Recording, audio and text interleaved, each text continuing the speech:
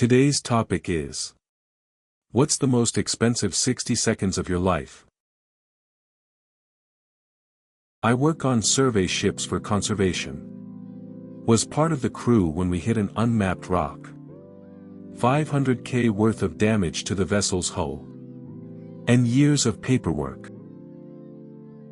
I accidentally exercised 25 options out of the money in 1998 and lost 60k in 60 seconds. There was a stock split, and in those days the option symbol was changed to indicate that the option no longer represented 100 shares. I didn't recognize this. Was misdiagnosed as having a heart attack at work and rushed to the hospital. The ER doctor was like, "Why are you here?" Not exactly my personal loss, per se, but the company I work with required my signature to release a batch of life-saving medication. I found a couple of batches to be subpar, not up to the high standards I expect, so I refused to sign off. That decision cost the company hundreds of millions. I don't regret it for a second. I won't put my name on something I can't stand behind.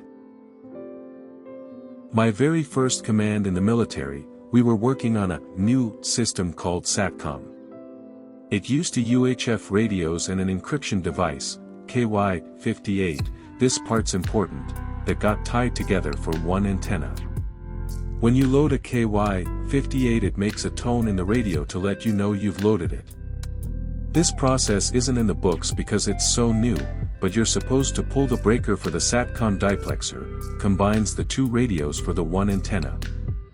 Little Cavett wanted to show everyone they knew what to do to load a radio. I didn't pull the breaker because that's not how you do the regular radio loading.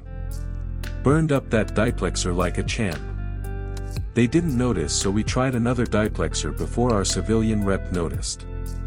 He looks over to the circuit breaker panel and doesn't see any white, panel is black, popped breaker has a white ring, yells out a loud FUCK and punches the wall. Little Cavett didn't work with the civilian contractors anymore. At the time, the diplexers were super rare, each one was hand installed on each aircraft, estimated to be 1 mil a pop. Lost a Bitcoin wallet estimated to be worth several hundred million by now. Made a massive mistake at work and had to throw out $15 million worth of vaccines because I added an expired chemical. Never made that mistake again. The actual act of severely breaking my neck only took a few seconds, the journey to surgery took a couple months, but ultimately it came out to a touch over 500k between the CTs and bone scans and eventual surgery and hospital stay. I thought I was stepping on salted ice. Instead I stepped on black ice and badly broke my ankle, had to have 2 bolts and steel ligaments inserted and spend 3 months off work. Dropping my saxophone, almost 3,000 euros to fix. For a then 19-year-old, that's a lot, luckily it was insured, but I didn't know that at the moment I dropped it. Will you marry me? I've been paying for it ever since. I crashed a brand new car that hadn't even had its first payment made on it. Back in 2012 I read about some dumb meme stock I saw on Wall Street Bets, SNDL, while getting ready for work. I decided to buy some and then set a stop-loss limit. I suddenly had an urge to take a shit, so I went and took a dump. When I finished and checked my phone, the stock also decided to take a dump and it hit my stop loss, and that was probably the fastest realized loss I've ever had. Laser eye surgery. Spent $4,100 to fix my shitty eyesight. Worth every cent. At age 22, I jumped on my then significant other's couch and fractured a finger critical to my music performance degree. I finished the degree, but it made the degree a $55,000 waste as I couldn't play my instrument enough to be a pro. I listened to my wife when I was going to buy $10,000 Bitcoin at $7 a piece. Many years ago. I would be retired now. She didn't want me to buy it. I'm in my early 20s, just got my first real paycheck. Feeling like a boss, I decided to treat myself. I booked this indoor skydiving experience. Not even the real sky, it's just a giant wind tunnel. 1 minute of floating awkwardly in a puffy suit while a bored instructor keeps me from slamming into the wall. It cost me $120 for 60 seconds. And to top it off, I looked like a flailing potato. The fall I had to get out of a pool place I rented for my birthday. 10-part fracture of my humerus head. Spent a lot on drugs, rehab, paying someone to cover me at my job. But hey, at least the surgery and hospital services were completely free here in Brazil. Tyler just finished our newly renovated bathroom, needed to angle grind a few nails out of a vanity that was being built. Turns out sparks on anything porcelain is not good. A wall of new tiles later and a lesson learned. Accidentally put diesel in a petrol car in Ireland on my honeymoon. Not overly expensive, $750, but it did cost us a good chunk of our third day there and made us have to skip the Dingle Peninsula. DUI over a decade ago. Had a lawyer who mitigated what he could, but I blew a 0.15. The judge didn't take long to reach the verdict. The court part was quick, but never again. Told my manager to fuck off in front of all the staff, quit my job. Those 2 months after sent me from having a good chunk saved, to having barely anything, as I also decided that was the time to start learning to drive and get a half-sleeve tattoo LMAO. Along with other stuff that was needed and not needed. I count that 60 seconds as the expensive part because I knew what it would cost me, just not how much of a cost it was, lol.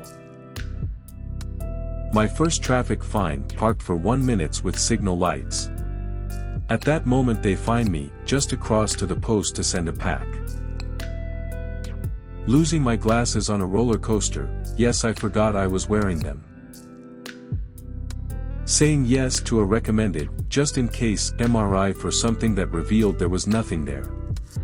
$5,000 with insurance, the dollar still outweighs the peace of mind.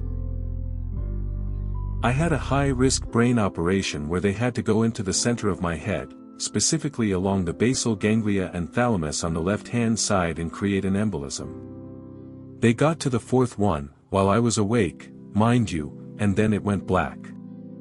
In a coma for 9 days, when I awoke I had to relearn how to walk, talk, aphasia and ataxia.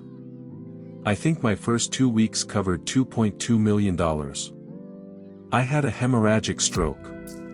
Edit, I was 23 when this happened. I'm now 30.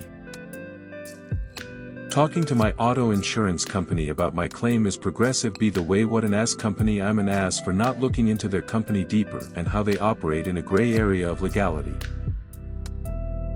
Spleen decided to burst inside me for no apparent reason while I didn't have health insurance at 19.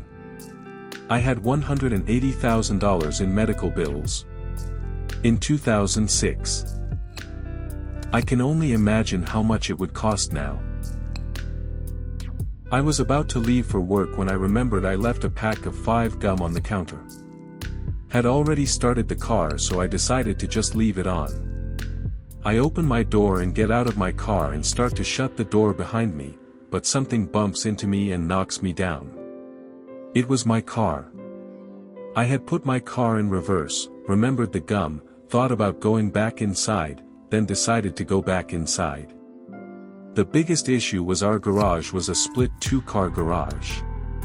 So there were 2 garage doors and a brick column in the middle. By the time it knocked me down there was no way to stop it without risking my life, so I had to watch in horror as my door hit the column, then kept going and bent the door all the way back and into the front quarter panel. Our driveway was on a steep incline, so I then had to sprint to catch up with my car to stop it from backing into our neighbor's car parked across the street. Fortunately I managed to stop my car.